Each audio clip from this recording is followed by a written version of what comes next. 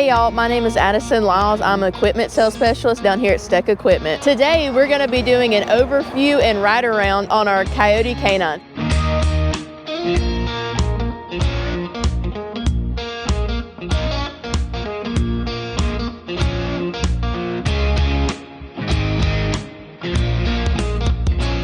So this K9 cab has a 24 horsepower.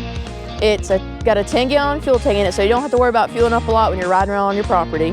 It's a diesel engine. It has rear and front hitch receivers, four-wheel drive, and you've got your hydraulic disc brakes.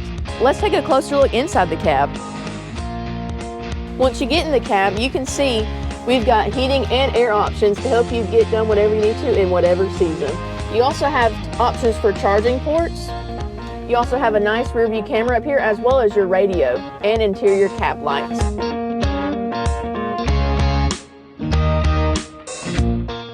Moving towards the back, you also have a really nice dump bed.